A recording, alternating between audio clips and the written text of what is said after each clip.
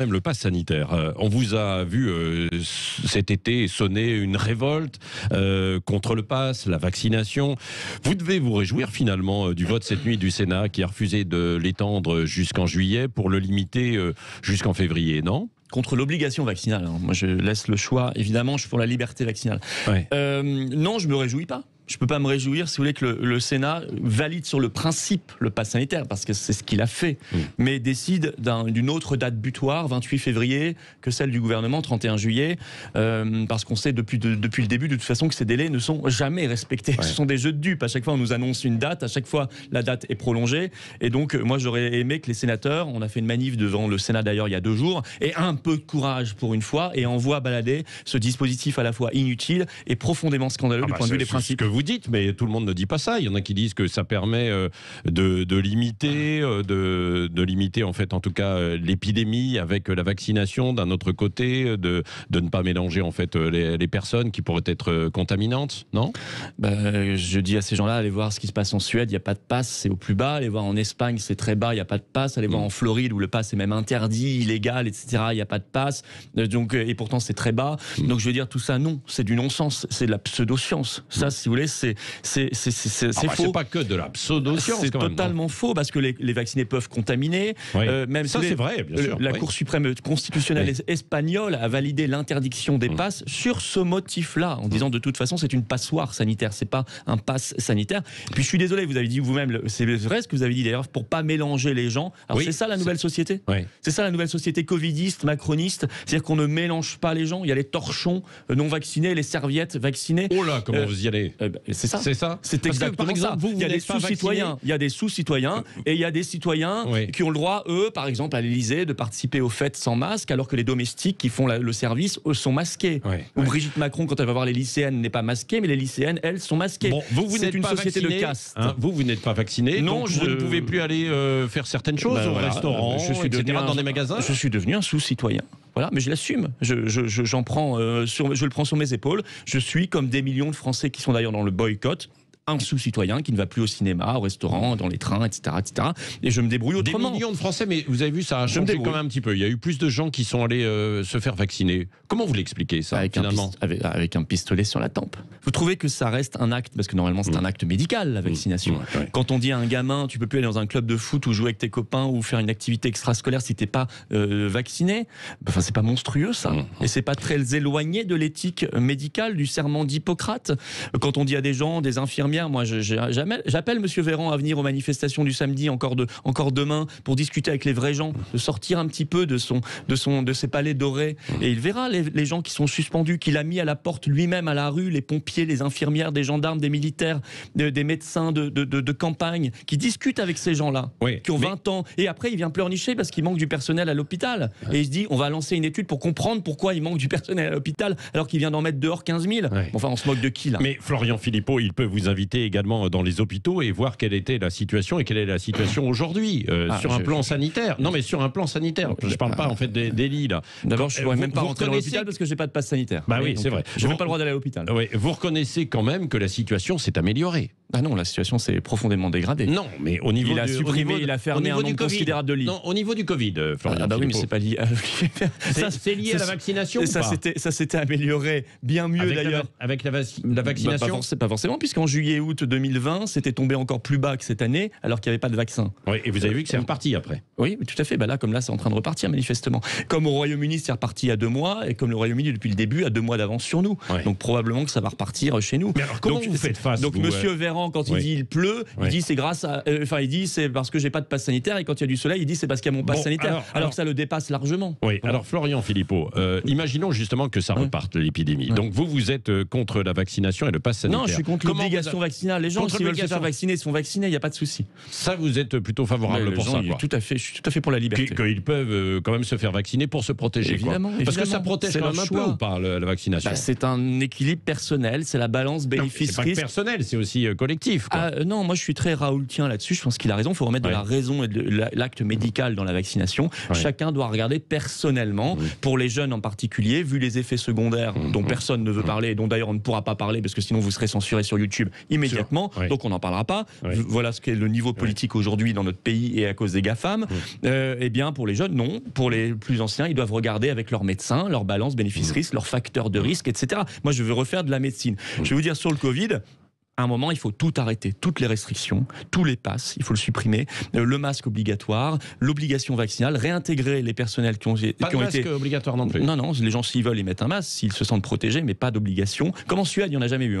Et pourtant, ils s'en sortent bien mieux que nous. Ils se sont quand même protégés, quoi. Vous avez vu, l'hiver dernier, ils avaient changé de stratégie un peu. Non, pas du tout. Ils ont toujours laissé ouverts les restaurants, tout. Voilà. Et si vous voulez qu'on arrête de parler sans arrêt de ce Covid, qu'on arrête de faire peur aux gens, qu'on arrête d'en profiter pour domestiquer la population française parce qu'on en est là. Mettre un QR code, mettre la liberté sous QR code, ça s'appelle domestiquer les gens. Et puis quoi demain? On va leur dire il faut supprimer l'argent liquide parce que c'est potentiellement contaminateur. Comme ça, vous serez tous en permanence contrôlés par votre banque. Et puis on va supprimer la maison individuelle. Tout ça, c'est voulu. Oui, c'est un nouveau monde. C'est un nouveau monde. C'est ce que j'ai appelé la grande bascule dans un livre. Des théories complotistes notamment. Oui, alors et vous y croyez ça en fait, Florian Philippot? Non, mais je vous pose la question. Alors, je vais répondre là-dessus. Comme début décembre 2020, quand j'étais sur les plateaux télé et que je parlais d'un passeport sanitaire qui allait arriver en France, vous retrouverez les extraits. On me jetait à la figure, c'est complotiste, monsieur Philippot. Il n'y aura jamais de passeport sanitaire en France. Voilà, exactement ce qu'on me disait. Comme quand on disait, il y a encore 6 mois, vous savez peut-être que ce virus vient d'un laboratoire P4 à Wuhan et qu'il faudrait un autre laboratoire. Ou un autre, avec des financements d'ailleurs français, américains. Plutôt le P2 que le P4. Oui, et puis il y a d'autres financements, il n'y a pas que la Chine qui est impliquée, même la France y est. On disait c'est totalement complotiste, ça vient du pangolin et de la chauve-souris. Très bien. Bon, aujourd'hui, c'est plutôt, on ne sait pas encore totalement, mais on dit plutôt, on bascule plutôt vers la thèse laboratoire. Donc si vous voulez, il faut se méfier de tout cela parce que tout ce qu'on a annoncé finalement, sans aller chercher bien loin, sans tomber dans les délires complotistes, est en train de se réaliser. Une société de domestication de l'homme, de déshumanisation de l'homme, de surveillance et de contrôle généralisé. Désolé, la France, ça n'est pas la Chine. La France n'a pas envie de vivre dans 1984. La France, c'est la France, le pays des libres, des francs et des Français. Bon, juste tout à l'heure sur les soignants, vous avez dit 15 000, c'est à peu près 8 000 maintenant. Suspendu. En fait, sur les suspendus. Pas puisqu'il avait dit 3 000 au début. Donc, si vous voulez, ils ont dit que 130 000 n'avaient pas encore reçu de dose. Oui, d'un mot, est-ce que vous soutenez le professeur Raoult là, après, vous avez vu l'échec de son protocole de soins contre le Covid. Là, il y a eu la nouvelle affaire autour de l'expérimentation contre la tuberculose. Je le soutiens totalement. Il est évidemment victime d'une chasse aux sorcières qui tombe opportunément puisque le 5 novembre, il passe devant le Conseil de l'Ordre, ce qui est totalement scandaleux d'ailleurs, à Bordeaux. Et on voit bien qu'il faut à tout prix lui taper dessus parce qu'il a le grand tort depuis le début de soigner les malades et encore pire de les soigner avec un traitement qui ne coûte rien. D'ailleurs, j'interpelle monsieur Véran qui vient de commander 50 000 traitements au laboratoire américain Merck à $700 la dose sans aucune publication scientifique. Vous avez vu, c'est un traitement. Vous êtes favorable au traitement? Oui, mais il y en a un autre qui est sorti à $4, le fluvoxamine. Sauf que lui, il y a une belle étude dans le Lancet qui prouve que c'est efficace. Mais c'est pas assez cher. Pas assez cher pour monsieur Véran. C'est ça véritablement? C'est tout à fait ça. Puisque c'est pour ça qu'on avait aussi acheté du Remdesivir alors que l'OMS, à cause de l'Union européenne, pour 1 milliard, au moment où l'OMS nous disait que le Remdesivir c'était déconseillé. Bon, Florian Philippot, passons un peu à la politique. Il nous reste quelques minutes avec vous parce que vous êtes officiellement candidat à l'élection présidentielle. Vous vous lancez avec votre parti que vous avez créé. Tout à fait, les Patriotes. Les Patriotes, voilà, c'est ça. Comment vous allez faire d'une part pour vous financer? Est-ce que vous allez mener des alliances? Alors, j'ai lancé ma campagne par un grand meeting. Le discours est en ligne sur ma chaîne YouTube pour ceux qui veulent aller voir. Un grand discours financé grâce uniquement aux adhérents, aux donateurs qui voudront bien nous aider. Je les appelle parce que nous n'avons pas un centime de l'État, contrairement à la plupart des partis politiques. Rien, pas une subvention publique. Après, si vous atteignez les 5%, vous serez remboursé. Si on atteint les 5%, pour l'instant, on est vous êtes à entre 0,5 et 1%. Oui, comme je l'étais au début dans les sondages au régional Grand Est, et j'ai fini à 7% en juin dernier. Donc, il y a de l'espoir. Il y a plus que de l'espoir parce que je porte un message de rupture avec l'oligarchie, de restauration totale de notre liberté, de nos libertés, de notre souveraineté nationale par le Frexit et la sortie de toutes les instances supranationales. Donc un vrai discours efficace sur toutes les thématiques de pouvoir d'achat, de réindustrialisation, d'immigration, d'insécurité, de services publics, d'énergie, etc., de politique étrangère que ne portent pas les autres candidats. Donc je suis très optimiste là-dessus.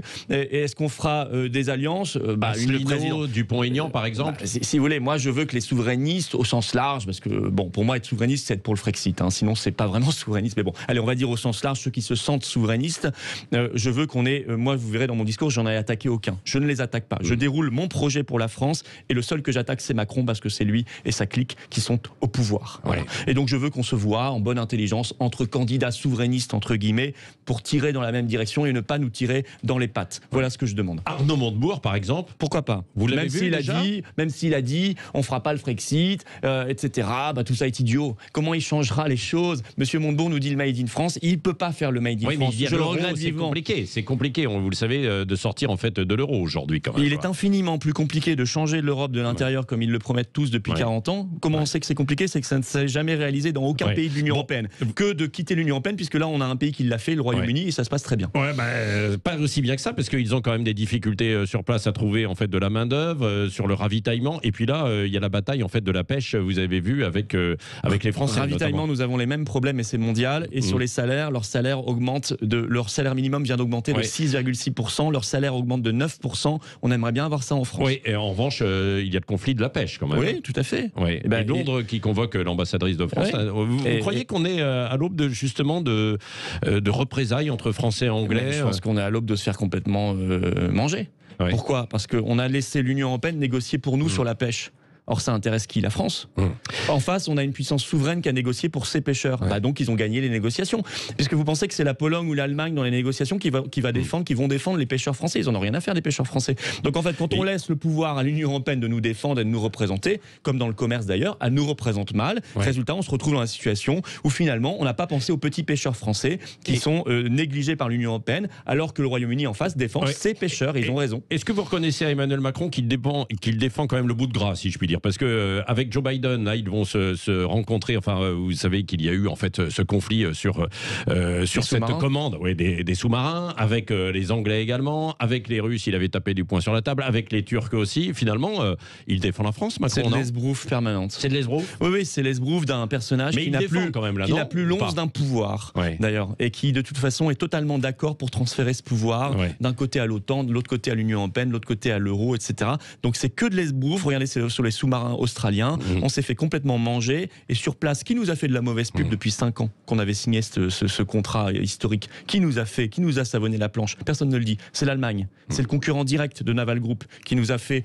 perdre le contrat in fine. La guerre économique, quoi. Évidemment, et y compris l'Allemagne nous fait une guerre incroyable, alors que nous, on est en train de leur donner nos secrets technologiques sur le SCAF, l'avion de combat du futur, le char, etc. C'est une folie totale. Voilà. On se fait manger parce que nous avons à la tête de la France des traîtres et non plus des hommes d'État. Oui, un mot par rapport à votre campagne. Vous pensez avoir vos parrainages? Je suis en train, activement, avec nos militants, de les rechercher. C'est la priorité absolue. C'est dur, ça. C'est difficile, très difficile, d'autant que Est-ce qu'on fait un barrage à Florian Philippot? Non, on fait un barrage à la démocratie parce que beaucoup de maires ne parrainent plus personne. Ce qui est un scandale. Je pense que ça devrait d'ailleurs être obligatoire dans la loi de parrainer.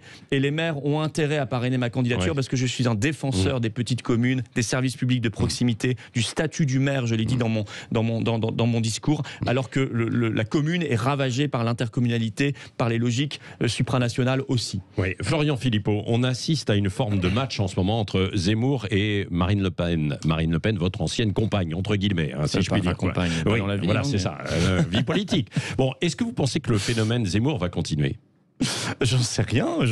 Écoutez, vous connaissez comme moi les élections et la vie tumultueuse des campagnes électorales. Vous avez l'habitude, justement. Vous étiez spécialisé un petit peu de ces études aussi quand vous étiez au Rassemblement National, au Front National, à l'époque.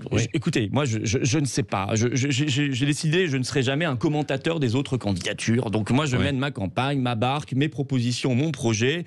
Et en tout cas, ce que je veux vous dire, c'est que je déteste le terme de campagne électorale, ce qui est un moment bizarre où on a l'impression qu'on pourrait dire, on n'est pas le même personnage, on pourrait promettre n'importe quoi, dire des choses qu'on n'a jamais dit avant, qu'on ne dira plus jamais après, dont on sait qu'on ne les tiendra pas même si on était élu. Je n'aime pas ça. Je pense qu'il faut être dans la sincérité, l'authenticité et développer un projet au long cours. Et donc vous estimez qu'il n'est pas authentique? Donc je sais pas, les médias créent des modes, puis on décide de les détruire, d'adorer, puis de détruire, d'adorer, puis de détruire. Attention de ne pas se laisser embarquer dans ces modes. mode médiatique. Je parle pas de Zemmour, hein. Je parle d'une logique médiatico. Enfin là, c'est lié à Zemmour aussi. Oui, mais moi j'ai connu, ça monte et que ça peut redescendre. Moi j'ai connu Chevènement, je faisais sa campagne, qui était à 14%. J'ai connu Arlette Laguillet en mars 2002, un mois avant le vote, qui était à 12%. Bon, il faut faire attention à tout ça. Après, Zemmour est parfaitement libre d'être candidat. Il ne manque pas de talent.